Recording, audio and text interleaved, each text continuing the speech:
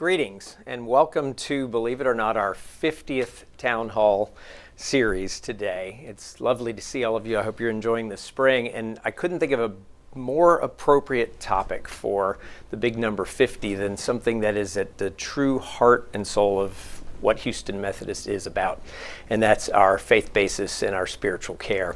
And so we're here today to talk about our journey and to talk about our spiritual care programs at Houston Methodist.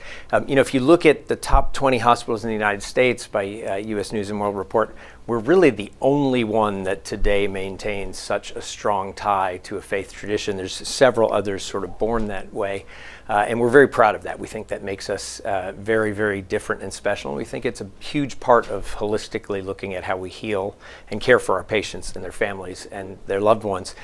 You know, going back to 1919, when Oscar Norsworthy sold his little hospital next to his home, he went to the people he trusted, the people at the Methodist Episcopal Church, and at that point we became a faith-based institution.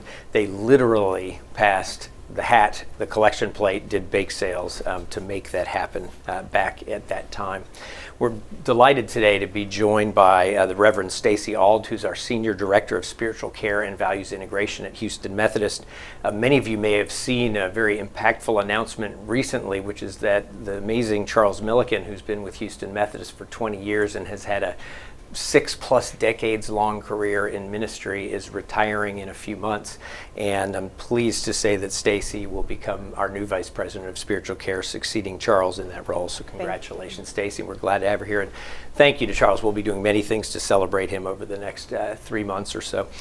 We also are joined by Reverend James Adams, who is our Senior Chaplain over the Neal Cancer Center, and he will be talking about how that is impactful in caring for the patients that we see. If you have questions, as always, you can use the chat box, or you can text questions to the word DeBakey, or text the word DeBakey to 37607, and or use the chat box. And in the chat room, we have Jennifer Cobb, who is the Director of Spiritual Care and Values Integration at our HMH, the Medical Center campus here, and so she'll be able to answer your specific questions if you'd like. And otherwise, keep the questions coming in so we can have some great dialogue. So I'm going to turn to Stacy. Why don't you tell us about spiritual care at Houston Methodist? Thank you, and thank you for inviting us to be here today. It's an honor to get to speak about spiritual care here at Houston Methodist.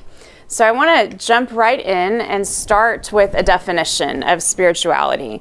This is a definition that is written by Christina Polchowski, who is a physician, and she is an international leader and somebody who's trying to better integrate spirituality into healthcare. She's the founder and director of the George Washington Institute for Spirituality and Health. And so these are the words that she's written that help give some shape to what we're talking about when we talk about spirituality. So she says, spirituality is the way persons seek and experience ultimate meaning, purpose, and transcendent, and the significant or the sacred. It can encompass beliefs and practices within religious communities, but it goes beyond religion. Meaning, purpose, and transcendence can arise through vocation, family, or nature. So it's part of our human experience, and that's how we understand spirituality. So given that definition, what is spiritual care? Spiritual care is then this recognition and attention to spirituality within the healthcare setting. It relies on an interdisciplinary team and requires all of us on the healthcare team to be involved in this care. So including something like a spiritual history when a physician is maybe trying to learn the medical history of a patient, including some questions that ask about the spiritual history. Maybe some of our nurses or social workers also asking some questions to get at that, then helps to identify potentially some spiritual distress, some spiritual needs that then can be referred to a chaplain here in our hospital to help come alongside one of our patients and care for them spiritually while they're in the hospital. So when the chaplains come alongside and try to address or help identify these spiritual needs, maybe they come up as spiritual questions or concerns, maybe they're spiritual practices. They need somebody to come alongside of them and help them participate in some of their own rituals, such as taking communion or prayer or meditation. Those are the things that we do to care spiritually for patients here in our hospital. This next slide, I wanted to give you just a backdrop. A lot of y'all are probably familiar with the Kinder Institute here at associated with Rice University. And this is their most recent data on religious affiliations in the Houston area. This was the data from just last year in 2024. And the reason that I bring this up and I highlight this is, one, I think this helps us understand the reality of people in our own Houston community, and it's our own community who is showing up as patients here in our hospital. So it's helpful, I think, to just name that, yes, there is a slow decline in people who are religiously affiliated with the Protestant church or the Catholic church. There's a slight rise, that 9% in people who are affiliated with other religious traditions such as Islam or Judaism, Sikhism, and several others that we find here because of how diverse Houston is. But then the most significant data point here is this rise in the nun category. And a lot of people would say, if you ask them today, they may not be officially affiliated with one of these religious traditions, but they may say they're spiritual but not religious. That's a lot of how these nuns kind of identify themselves. And these are a lot of the patients that we see in our hospitals. And so it's a rich environment, if you will, for people who may not be stepping foot into a house of worship here in the Houston community, but are finding themselves in a hospital setting. And chaplains coming alongside of them and offering spiritual care may be the most profound spiritual experience that they may have in that moment, because they aren't putting themselves in positions to maybe experience that as in a formal setting, but then they come here into the hospital, they start asking all sorts of questions. It's our human nature, I think, when we find ourselves laying in a hospital bed, to ask big questions about who am I, what is my purpose, maybe even asking the questions of who is God and where is God in this situation. And so our chaplains are there to provide care to all people of all faiths, and then of those who have no faith at all. We've been trained to be able to enter into those conversations and connect with people, especially those who really are not wanting to connect with us in a religious way. So this next slide just gives you a snapshot of just how we've grown in spiritual care here at Houston Methodist. I think Charles will say that 20 years ago when he started, there were 8 chaplains in our system.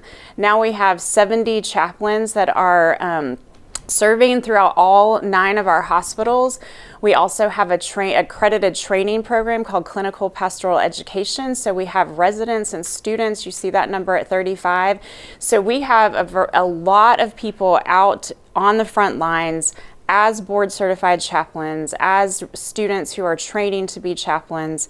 And within that, we have a diverse chaplain staff. I love this picture of our Sugarland team because I think, one, it just illustrates the diversity that chaplain team has out there, and then also recognizes the professionalism that we carry into our work.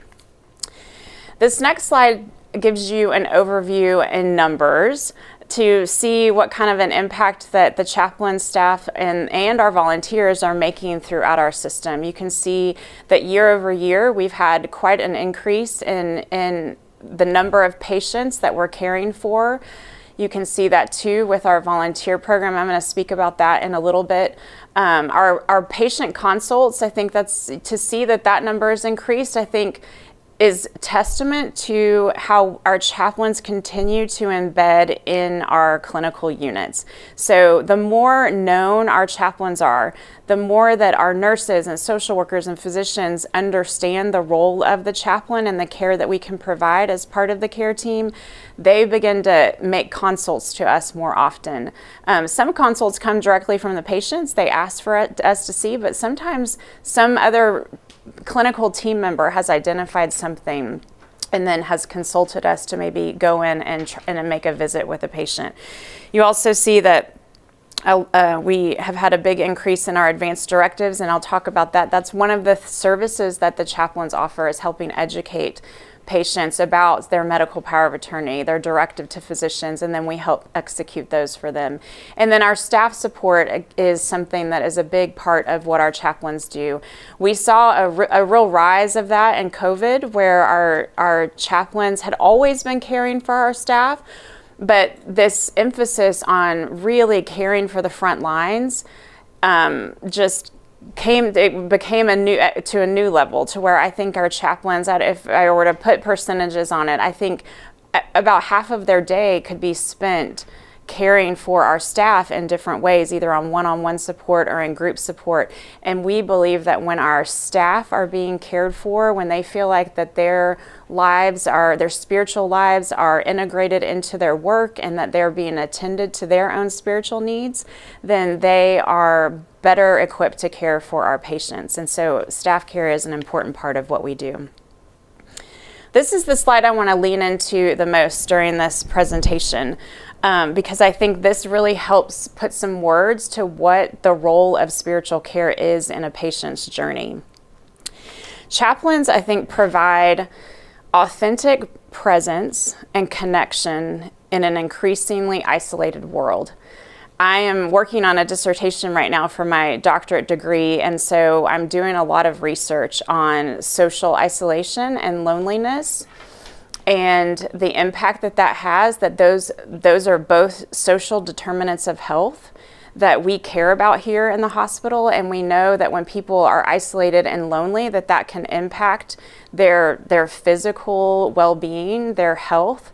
And so when chaplains are able to make authentic connections and visits and spend some time with people in the hospital, I think that's attending to some of that social determinant of health. They are having more connections, more meaningful connections through those visits with our chaplains. So that presence and then that intentional connection, I think, is an important part of what we're doing. Obviously, providing a good listening ear. We have a lot of training on what it means to listen well. And we know that listening well can be a lost art in our society these days. We just move so fast. And so to have a chaplain come in and actually practice listening well, to hold space for the stories that our patients have. We have so many stories inside each of us. We have our family stories. We have our faith stories. We have stories that give us meaning. And so when chaplains can help uncover some of those stories and listen to those stories, it provides value to the patient. And I've always thought, sometimes the medical story is what becomes the loudest when they are sick and they're in a hospital bed. And when that medical story seems to be the only thing anyone wants to talk about when somebody comes into the room, a chaplain comes in and is able to tap into and hopefully bring to the surface some of those other stories that have a lot of meaning that we need to recall as a patient. Facilitate meaning making. So trying to make sense of their situation, and we don't do that for them. We help them patients try to make meaning for themselves as to what's going on. And when we find that we can do that, it leads to greater acceptance of their situation, a greater peace, both physically, spiritually, and emotionally. And then, as I mentioned before, bridging the gap in the multidisciplinary environment.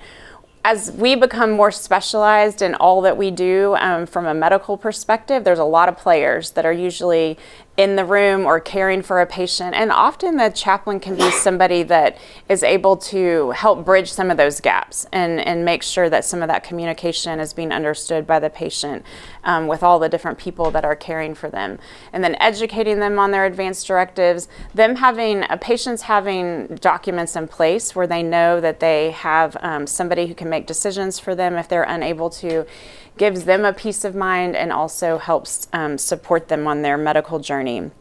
And then the last thing I put on there is something that I hope you think is obvious, attending to acute crises and end-of-life scenarios. You know, every time there's a code in the hospital, somebody's heart stops and the code team responds. A chaplain's part of that response team that goes to care for maybe a family member witnessing that, and then obviously any end-of-life scenario, our chaplains are always there to respond to the end of life here with our patients. I won't spend a lot of time on this slide, but it's up there so you can see kind of categorically. You could probably repeat a lot of the same things I said for patient care into how we care for our staff.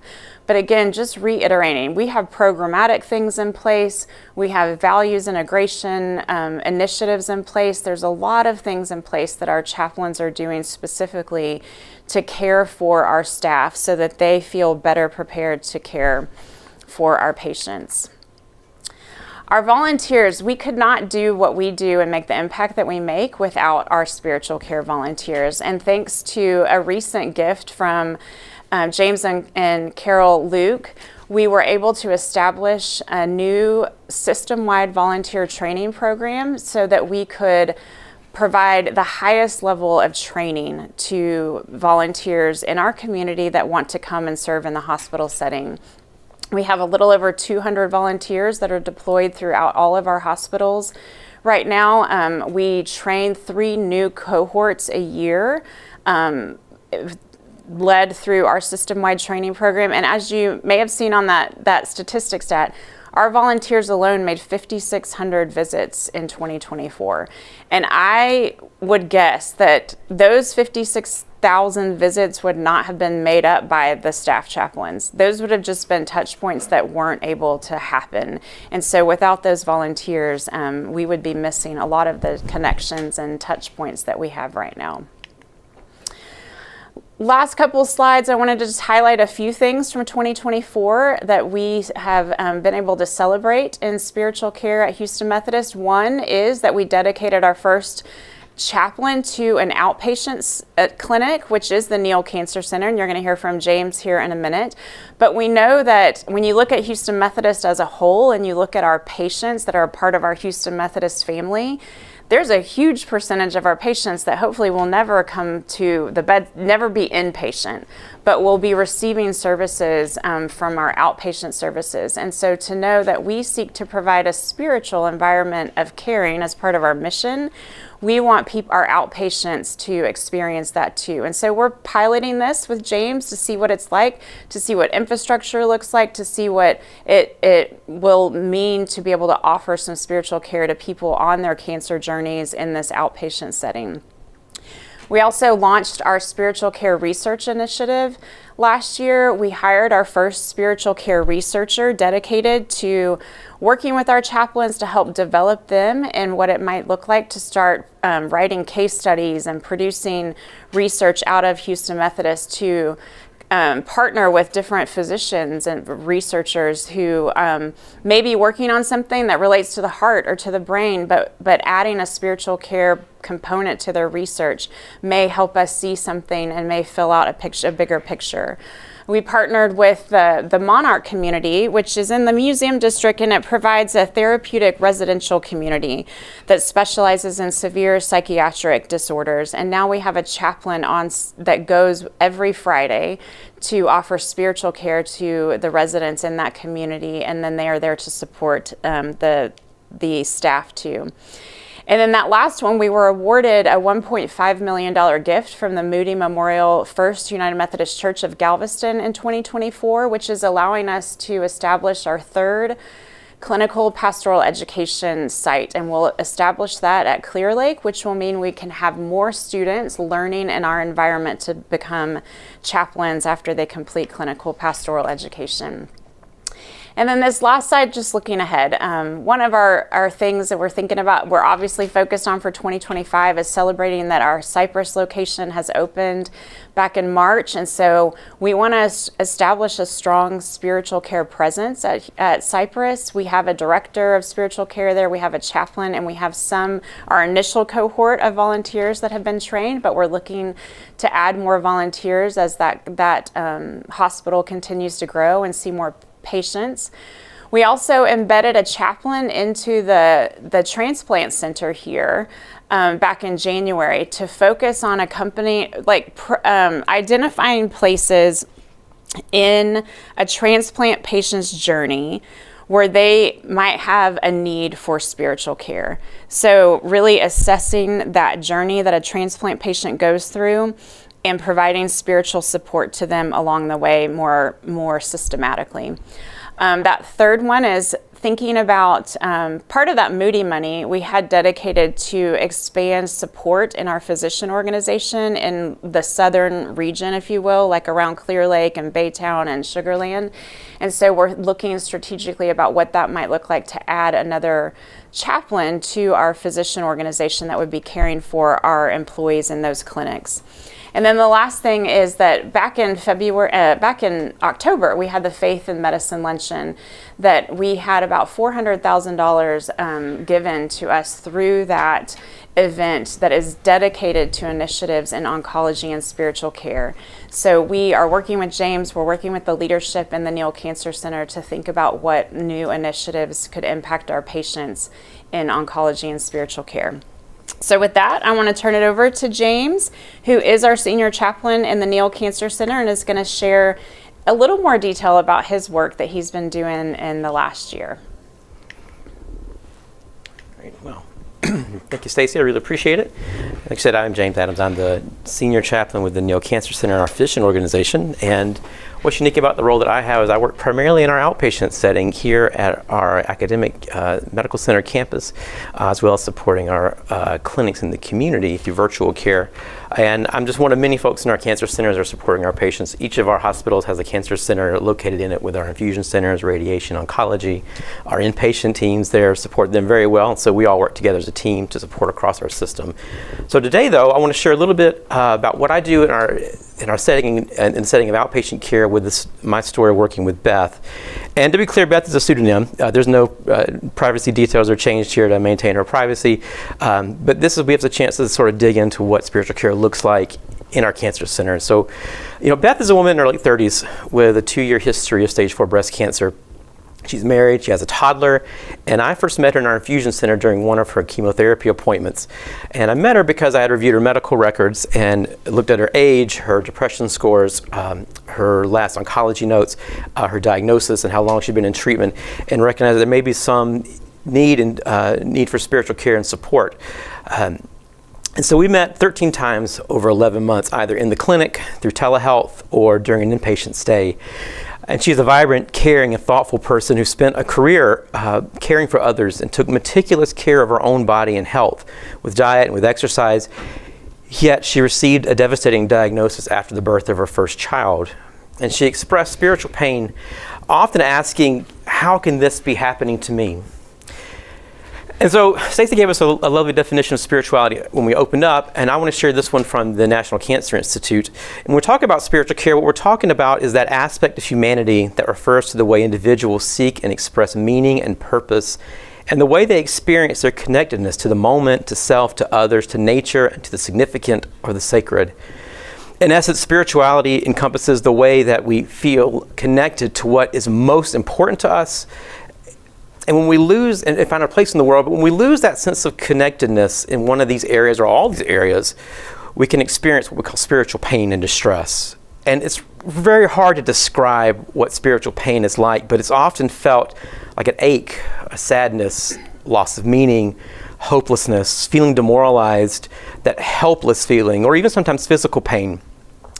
One image I use with a lot of patients that I work with is thinking of the human person as a combination of the body, the biological functions, our psychological makeup, our emotional kind of makeup, our spiritual beliefs and values, and our relational connections. And whenever one of these elements hurts, they hurt all the rest of them. And so when I think about Beth and her story, her spiritual pain presented as an inner ache of grief and loss of meaning. Her experience mirrors the statistic here, in which 78% of cancer patients experience spiritual and religious concerns.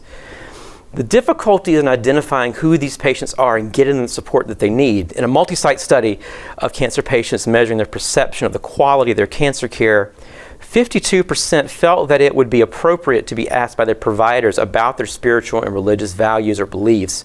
58% even said it'd be appropriate for a provider to ask them about their spiritual needs. Unfortunately, the study found that less than 10% of these folks had ever been asked by a provider or a clinic staff member about any of these topics. And so we're talking about Beth. She identified as Catholic. She had forged her own spirituality, though. She was not connected to a formal faith community or spiritual leader, and she held to a sense of karma that meant for her that the good she put out in the world would return to her. But in this case, her good was met with cancer and loss rather than hope for a future with her son and her husband. And her sense of place and purpose and meaning was shattered with this diagnosis. And her connection to a loving God and kind God was ruptured by mortality and loss. So she was hurting with no place to go process these big questions. And so I want to raise this survey here from the Chaplaincy Innovation Lab, which is a spiritual research and education organization. They conducted this with the cooperation of Brandeis University and the Gallup, because it may be assumed that most people can find support they need for their spiritual needs outside of the medical system.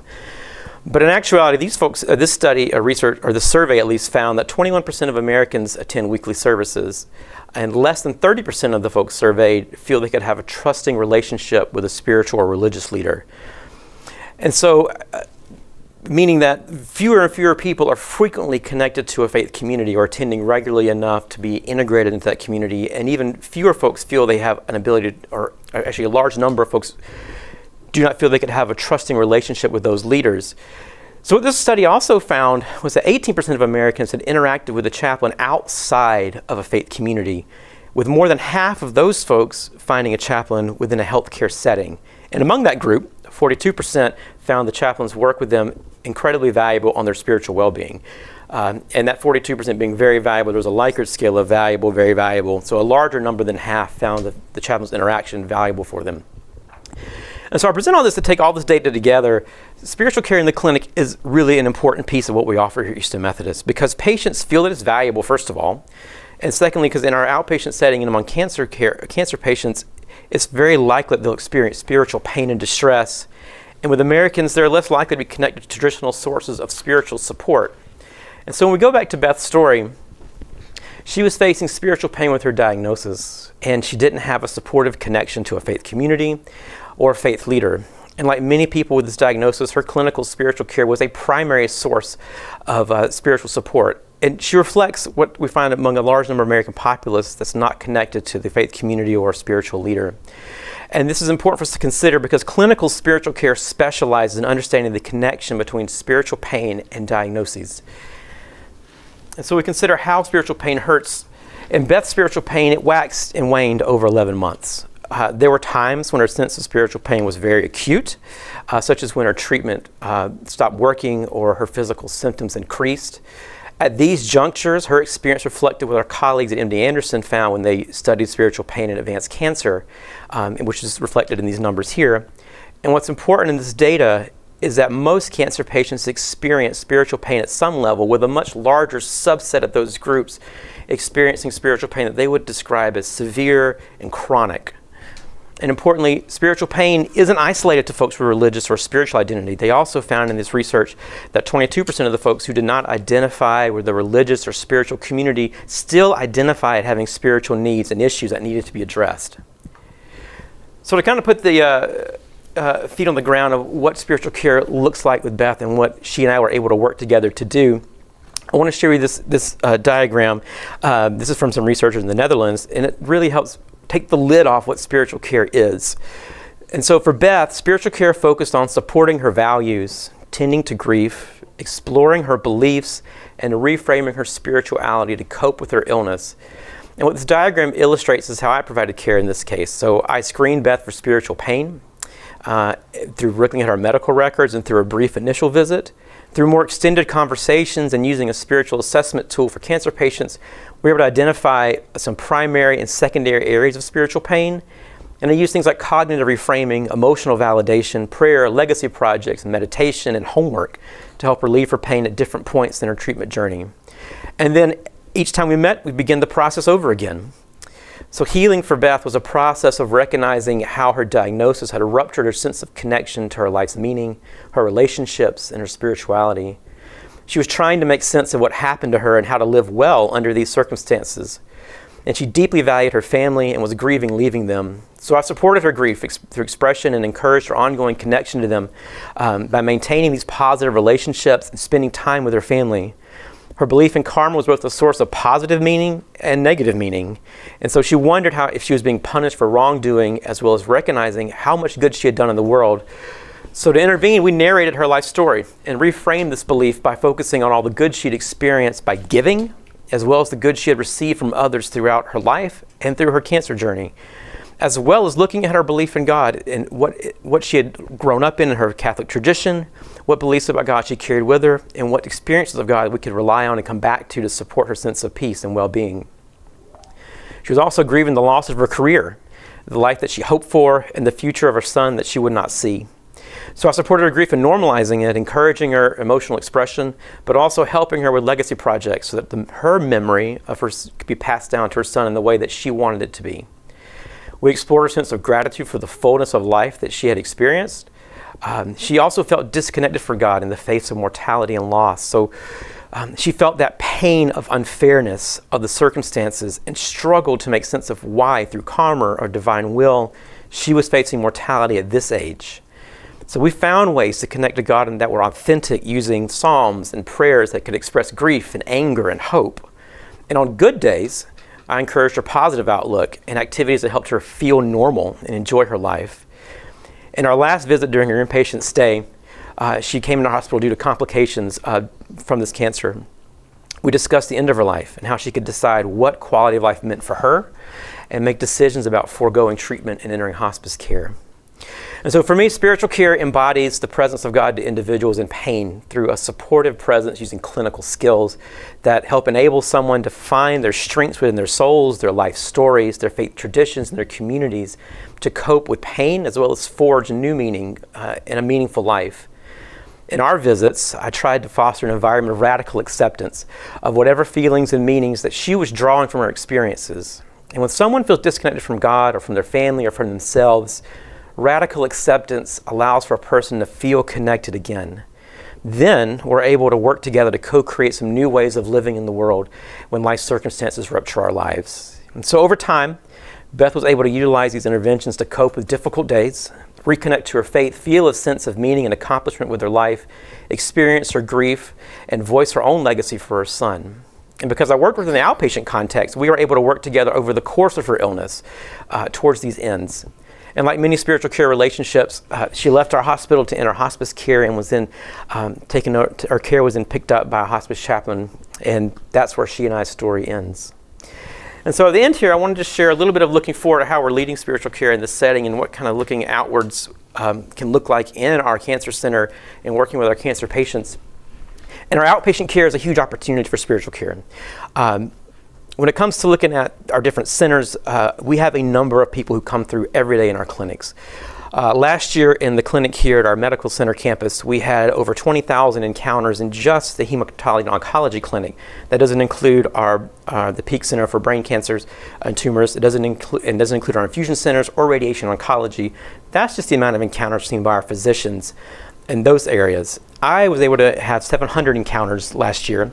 So that's 0.03% of folks coming through our clinic were able to be touched in our outpatient setting, at least, by a spiritual care visit. So if we think about all of our different centers throughout our system, there is a lot of opportunity of folks for care as they're coming through our outpatient areas.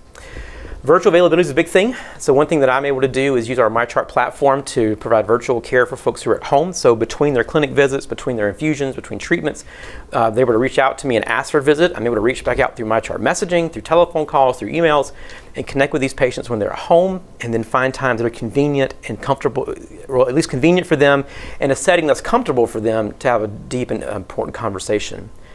One thing we're going on is research. So currently in our cancer center, our oncologists have a lot of energy around spiritual care research. We currently have one research study ongoing. We have another one possibly in process, and then the potential for a third one in partnership with another organization to do a multi-site study. So that's something that's forging ahead.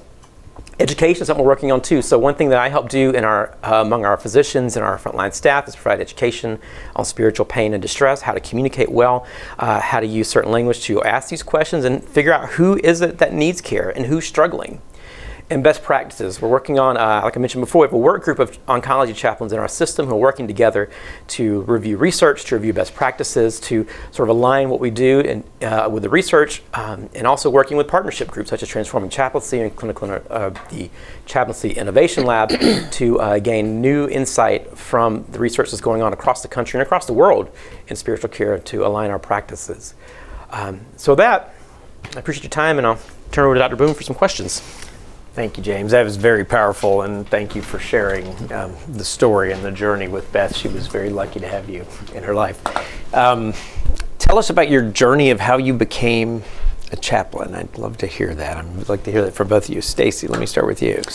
Yeah, so briefly, I grew up United Methodist, went to college, and then I actually had a career before ministry. I was a jewelry buyer for Zales Jewelers. But through that experience of being a very engaged lay person in my local Methodist church, felt a call into full-time ministry. So went back to school at the age of 30 and got my Master's of Divinity out at Duke, and came back, and I thought I was going to serve in the local church for most of my time working with youth, but wanted to have an experience by doing an internship in the hospital setting through clinical pastoral education. I thought it would make me a better youth pastor. Just getting that exposure.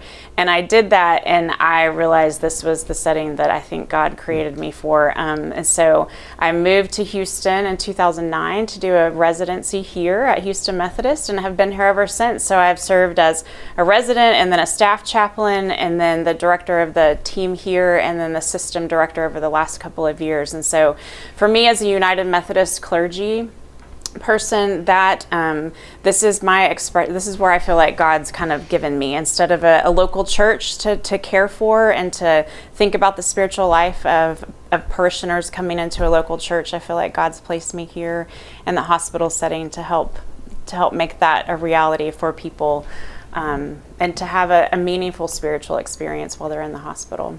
So let me pull a couple threads on your journey. So you mentioned the residency. So becoming a pastor, becoming a chaplain, not quite the same thing, right? So talk a little bit about how that generally thank you for asking that question. Because we all at Houston Methodist, we only want to have board certified chaplains here on staff. We have a little bit of a lead-in time if you're hired and need some experience, but within 3 years we require that everyone's a board certified chaplain. So in addition to being endorsed by your faith tradition, which may look like an ordination, so for me it's ordination in the Methodist Church, endorsed by the United Methodist Church to be a chaplain, and then to have had my master's degree focused in theology, then to have a year-long, basically 4 units of this clinical pastoral education. And for every 1 unit, it's 300 clinical hours and 100 education hours. So I did that for a whole year here. So that was on top of any formal training I got in a seminary. It was that intense residency here in the hospital setting. And then I had to articulate and demonstrate 29 different competencies with our professional organization to be certified as a board certified chaplain. So in addition to, yes, the call that we have as pastors to lead, and for me as a United Methodist to express the gospel and to help lead people in that, my journey is that, plus learning how to be a good listener, learning how to be with people of all faith traditions and to express God's love and the example that Christ gave me to come alongside people who are hurting. So that was one of the other threads I wanted to pull a bit. So, I mean, if you had gone down the route you thought you were going, pretty much the people to whom you would minister would have been United Methodists, right, attending that United Methodist church wherever you were. Right. Here, you're tending to the spiritual needs of people from any and all, and sometimes no faith background. Talk about the uniqueness of that. Talk about how the training as a chaplain prepares you for that. Talk about our chaplaincy program here, because not everybody's a United Methodist like you. So talk about the profile of what is 70 plus chaplains and many other lay ministry and others like that. So it was through my residency experience. Well, I had an internship at Children's Medical Center in Dallas that was a little bit of that's what gave me the taste of it. And so then I came here to do my year-long residency. And honestly, it was through that experience of meeting people at the bedside and recognizing that the human connection that we all have with each other. I think my heart grew. I think my mind expanded. I think my understanding of God became larger. When I think about just inclusion in general, I think about how, for me, my own theology informs my ministry, right? So even though I don't proselytize, I'm not trying to push my own Christianity on people, it is what has shaped me, right? So my understanding of Christ coming in the incarnation to come alongside of us, broken humanity who were sick and sad, and Christ came to be with us, which it's Holy Week this week, right? So we're thinking about how Christ came and sacrificed for us. That's what helps me understand why I'm doing what I'm doing at the bedside. But I see the humanity in all people, and if somebody has different religious traditions, for me the most important thing is that compassion that Christ showed, to be able to come alongside and say, how can I support you in your own beliefs and your own things that give you meaning, that may give you strength to get through this. And so that I feel like me offering that compassion is what I have been called by God to do. And our chaplain team has gotten more diverse. We are primarily different denominations within the Christian tradition, but we do have Muslim chaplains on staff. We are always looking for, trying to recruit into our CPE program people of different faith traditions. And that's just kind of why people are not doing it, kind of as dependent on their own faith communities. But even with our lay ministry or our spiritual care volunteer program, we have had a group of Hindus and a group of Muslims and a group of Jewish lay people in our community that have come to us and said, we'd like to, learn, we'd like to be trained to be able to go into the hospital setting and help care for people. And so we're seeing it expand so that we can care for a diverse. And then the last thing I would say about that is that's why it's so important for us to have good relationships and partnerships with faith leaders in our community. Because I may not be the best person to care for somebody, depending on what their spiritual pain and is their spiritual need. But if I can help connect them to a spiritual leader, an imam or a rabbi that can come in and do that, then I feel like that's part of our role too as chaplains. Perfect. Well, thank you. Thank you. James, tell me your journey. I'd really love to hear. My journey is sort of circuitous and unexpected. So I didn't know you were a jewelry buyer. I actually sold men's clothes out of college. Wow. Okay. You're both salespeople. Okay. Yeah. Well, it pays off sometimes. I actually got into this incidentally. So I was I went into college thinking that some ministry thing would be in my future of some kind. So as I got into college and started doing studying, I really loved history, and so I went to seminary. Primarily orienting towards religious history. Was planning to do a career in academia, was what I was shooting for. Ended up doing a second master's degree from Catholic University of America in their religious history program. And then after a number of failed PhD applications during the academic downturn of 2015, 14, 16, those years, I sort of gave it up. And so at the time, my wife and I and our kids were living in North Carolina around Durham, and we were attending a parish there near Duke University, and so one of the divinity school students came into the parish one morning after working all night at UNC Chapel Hill's medical center and said they're short on their training program for the fall. If you need something to do, it might be worthwhile. And I was unemployed, couldn't get a job, and they paid $1,500 stipend for 11 weeks of training. So like, sign me up, and I did. And in my training, I didn't do a lot of practical ministry related things. Didn't do any counseling training. I was doing the academics and the histories.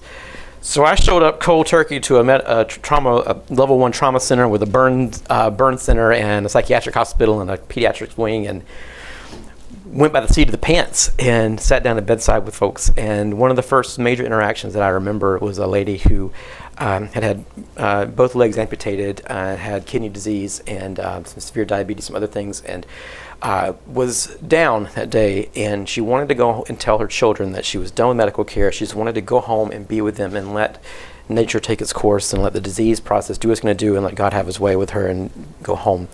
We had a very long, extended conversation. Out of that moment, I knew that this was the place that I belonged for some reason. So I did a residency year in pediatrics at UNC Chapel Hill, and then did a second year of residency in palliative care, and did board certification after that. And I've supported folks in home hospice care, as well as long-term care for a short stint. I worked went back to palliative care and bereavement coordination. And then my wife and I moved to Houston to be both at Houston Methodist. She's one of our magnet program coordinators, and ended up with the liver transplant group here, and then through a number of opportunities with Dr. Chang and the Neal Center, ended up in outpatient cancer care. And so that's kind of the circuitous route that I took. Like, it wasn't planned. It was something I fell into, and it was the right thing at the right time. Yeah, it sounds like God was planning it. But that's how I look at it. I couldn't help be struck even hearing your story now, but the story before. And I mean, you all tend to so many people in crisis, so many people in pain. How do you care for each other? How do you tend to the needs of your chaplains? And from that, I want to talk about our employees and others. But you got a tough job. Sometimes. We tell this tough story. The beauty of outpatient care is that there are fewer crises in the outpatient side than there are on the inpatient side, which is nice. I've got to meet with some folks who actually have improved and done well. They've rang the bell and completed treatment. Some folks that I work with are actually in survivorship, and we're just working on adapting to what is life now that I'm here on this side of things, which is wonderful. When it comes to caring for each other, among the oncology chaplains, we do meet every other month for debriefing with one another. We are available for each other to talk through hard cases. We have colleagues across the country that we can speak from. I've worked in a few different places and settings and know folks kind of all over, so I'm able to reach out to them. We have in our team on the corporate spiritual care side, we meet every Monday for a huddle to kind of check in with each other in monthly staff meetings. Those are sort of the main inbuilt programming things that we have for the chaplains, at least from where I'm at anyways. Thank you. And one of the questions that came in over the wires was, are our programs limited to patients, or are they also open to family members, visitors, others who are in Absolutely. the hospital setting? Yes, our chaplains are caring for the families too. We often say that patient, families, and staff is kind of who we care for. Because sometimes you can walk in, part of our training, we learn this term kind of to the identified patient. I could walk into a room thinking that the patient laying in the bed is who I'm there to care for, but it turns out that in that moment, it's the wife of the patient that's sitting in the room that needs more care in that moment based off the circumstances. So it is being aware, it's being curious, it's figuring out the family systems, the family dynamics, who are the players, and then offering care to everyone that's a part of the system for the patient in that moment. And similarly, we have chaplains who focus specifically on our employees, correct? Yes, thank you for asking me about that, because that's something within the last 5 to 7 years we've started to build up here that I think sets us apart from a lot of hospital systems. One, our chaplains that are inpatient, they are also caring for the inpatient staff because they're embedded, so they're seeing the patients, but they're also rounding on the unit. They're doing things with the clinical staff that are inpatient. But here at Houston Methodist, we have the physician organization that has 250 plus clinics all over Houston with employees working in these clinics. And we have a corporate employee base that are all of our IT folks, our marketing folks, our HR folks that are not in a clinical space. So they're never getting exposure to a hospital chaplain. And then in our research institute and academic institute, again, people in laboratories, in the research labs, throughout that research institute. So now we have we have 3 chaplains. Each one is dedicated to one of those areas. So we have a physician organization chaplain, a corporate employee chaplain, and an AI RI chaplain that their role is 100% employee facing.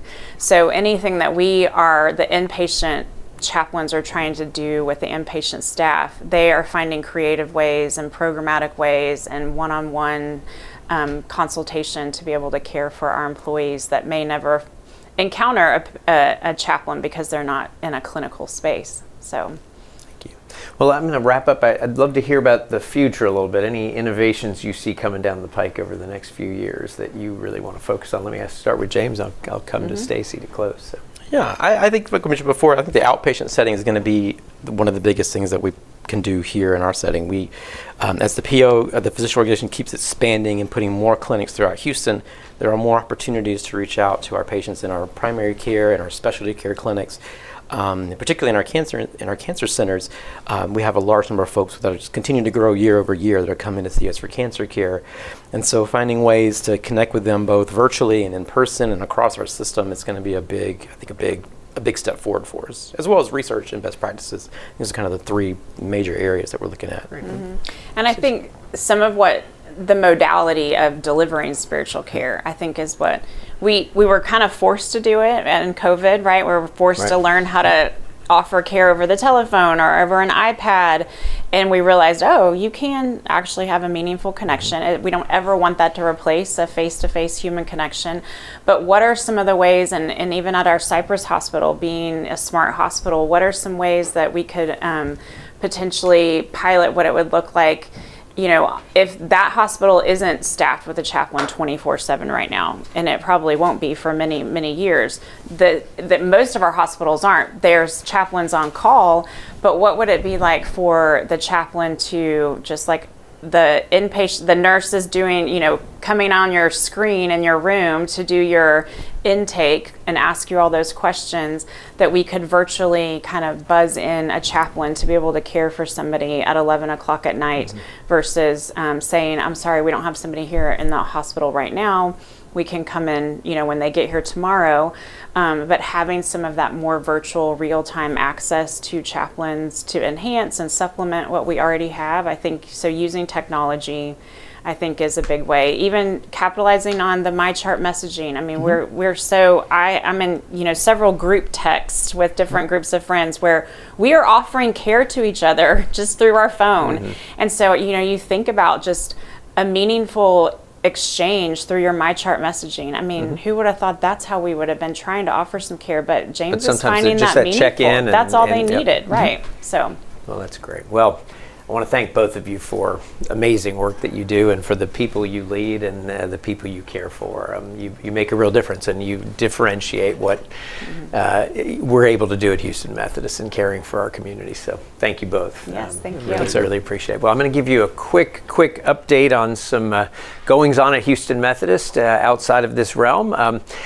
We actually heard the name Dr. Jenny Chang just a second ago. Dr. Chang was the head of the Neal Cancer Center, and when Dr. Dirk Sussman, who you all know well from these town hall series, retired last year after national search, I had mentioned before that we announced that Dr. Chang would take that position, and she's off to a wonderful start now, about 90-ish days in as the head of our academic institute.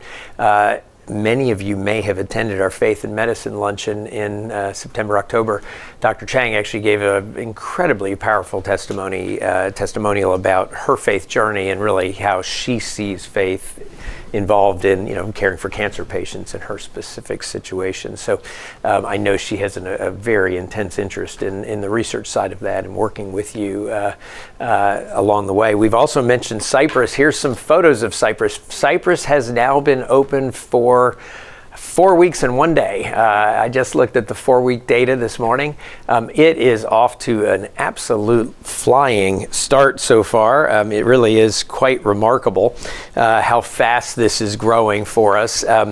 We had ambulances lined up at 7:30 in the morning. That morning we opened up. I mean, literally as the doors were opening up. You actually see a photo there as well of the first baby born. little boy named Tatum. So he is wearing, you can kind of just make it out, a new in town onesie. It was a limited edition, first 50 babies only born at Houston Methodist Cypress. And you can see some of the fun events we've done with our teams, the command center on the right. I mean, opening up a hospital like that and working out, obviously making sure everything is safe and effective, but also dealing with kind of a lot of issues, operational things on the fly. Has a whole command center and really, hundreds and hundreds of people. You can actually see almost 700 people that are employed already. We saw 160 emergency department visits in our first week alone. We're now seeing about 48 a day already. We have 54 patients in medical surgical beds, plus patients in ICU beds, plus patients in labor delivery beds. So we're actually already talking about how quickly are we going to start building out some of the additional space. And so we've been embraced by that community. We embrace that community and are very excited to see it. And one of the things we are doing there is really innovating tremendously. We have built this as an innovation hub for our system, fully recognizing that while we can build this to be ready for all technology and everything else, we have to then figure out how do you put this in legacy physical infrastructure around the system that varies in age from a couple years old all the way up to 70 years old in some cases. They are piloting a very interesting new nursing care model, what we call a 3I integrated model, and it's innovation, integration, interaction. So innovating and using artificial intelligence, for instance, having digital whiteboards, having voice activation in your room, having AI-powered fall prediction and prevention and other things along those lines. Integration across this, where we are taking a bedside nurse and a virtual nurse and figuring out how to create a team-based approach to nursing. We have pioneered virtual nursing. It has been phenomenally successful with our patients who love it, our nurses who love it. I'd put us at the top, fraction of a percent nationally in figuring that out. At all of our hospitals leading up to Cypress, where that was very much focused on admission and discharge work and has been very successful. We're looking at an even kind of next level model there, and if it works, we will figure out how we move that across the system. So very excited about that. And then really interaction. Like all of our technology, one of the massive goals is to free up our human beings. We just saw great examples of that, and use technology really to amplify their ability to interact meaningfully with the people we serve, and taking them away from technology that actually pulls them away, but creating those situations that bring them closer. And very excited to see that and pilot that and move very quickly with that. As a result of all of this work, actually, Gail Vizella, who is our Senior Vice President and Chief Nursing Executive across our system, was one of the key people interviewed in a national article by Becker's around how we are focused on nursing in a virtual manner, and how that can amplify and improve the patient experience and also improve the nursing experience. It enables us to tap into a nurse who may only be able to work 4 hours a day, for instance, because they've just had a kid or they want to get their kids to school, or a nurse who's perhaps got some mobility issues and says, I can't quite make it around a lot of big nursing units, but I sure could sit at a computer for a few hours and interact meaningfully with patients. And so it's bringing nurses back into the workforce as well. And so winning on many, many fronts. We've also been busy around the system. We're piloting an ambulatory surgery center in Bel Air. It's on Bissonnette, just inside the loop, starting with ENT, orthopedics, hand, and ophthalmology, ramping it up slowly as we're testing out this concept. Like everything else we test out, if this works, we will move quickly around the system. We're also, as we've talked about before, building comprehensive care centers as we've gained such critical mass in clinical care, around physician care in particular in the community. It gives us the ability to aggregate physicians together in a location, really create even more of a team experience and a facilitated and seamless experience for our patients, and frankly fill in what I call the interstitial spaces, some of the gaps in town that, between where we would put a very large hospital. So this is an example, for instance, in Cinco Ranch, which is about a 65,000 square foot facility. You can see the steel going up. These things actually are fairly quick construction, so we will have this turned over to us in November from the construction and operationalized by January or so. And so very excited to see that, and you'll see many more of those to come. I was talking about focus on the fundamentals. The awards will come. I'll show you a couple. Newsweek had us as best hospital in state. You can see how they ranked our network hospitals as well, very highly in the state. We had Newsweek also looking at the world and looking at the best specialized hospitals, and our Houston Methodist Hospital and the Med Center was featured very prominently within that group as well. This is one I think is really neat, given our focus on innovation that we've been talking about. Fortune magazine put out a list of the most innovative companies, not hospital systems, companies in the United States. So I mean, at the top of this is like Meta and NVIDIA and Apple and institutions like that. We're number 35 on about a 300 institution list, with pretty much everybody above us being somebody like that. We are the number one ranked health system in the country on that list. Kind of right a little bit behind us, the Mayo Clinic, Mass General Brigham, the Cleveland Clinic, and Duke. So I mean, you're talking about some really tremendous institutions at the top of the list there. And this is another one I'm very proud of, because you heard it as we ministered to our own employees. To care for the population, for the community, to serve people, it takes amazing people who come to work filled with passion and purpose with what they do. So we work tremendously, and y'all are an example of that, to make this a great work environment. Forbes put out the best large employers, not the best health systems, but the best large employers in the country. We were number 3 on that entire list. Through anonymous surveys, we don't even see or know exactly how they do that. By far the highest ranked health system. Glassdoor, which is sort of a job ranking and job recruiting kind of site, put us at number 18, which was far and away the number 1 health system on their list. So very consistent external data coming there for us.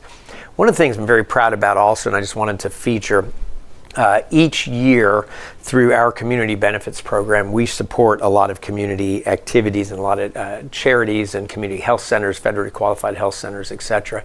We just dispersed about $10 million in direct grant investments to these partners. Over the course of this program, over 83 charities that we have supported at $185 million in support. So very, very proud of this. And that's just one portion of really what we consider the charitable care and connection to the community that we provide. In direct charity care at cost, we're in between $400 and $500 million a year, as well as then many other community benefits like education and academics and research and other things like that, totaling well over about $1.3 billion in a way that the state mandates that we all measure that. So we're very proud of that impact we have in the community. As we focus on our employees, part of that is focusing on our faith, and part of it is focusing on our values. And actually our Spiritual Care and Values Integration Department, hence the name Values Integration, focuses on an I Care Recharge Week every year, and our employees get together and do fun things and create poster boards and different contests and other things to really reflect upon and reinforce those values, and it's always a fun and exciting experience. And then I'll finish up with, I hope you've been seeing some of our new advertising. We really have been connecting the message that we are there to personalize the care for you. You see, that's the difference between practicing medicine and leading it, which has been something, people come up to me and just can rattle off. And what you're hearing is just a small little addition to that at times, just to remind people that, hey, sometimes it seems a little esoteric to be talking about, somebody with stage 4 cancer of the breast, or somebody who needs a liver transplant. But the reality is, unfortunately, that those things can happen to any of us, and we're there for you for your primary care, for your orthopedic care, for your specialty care, whatever that is. And so you'll hear that little tweak as you listen to some of those ads, which is that's the difference between practicing medicine and leading it for you. And I think it's tested very well. You'll see the billboards as you see an example here. And we're trying to connect more people to the great care at Houston Methodist. So with that, I'll wrap things up. Our next session is actually in September. We'll take the summer off. We're about on a quarterly basis now. So we'll see everybody, I believe it's September 10th. And wish you lots of health and wellness. And thank you very much for attending today.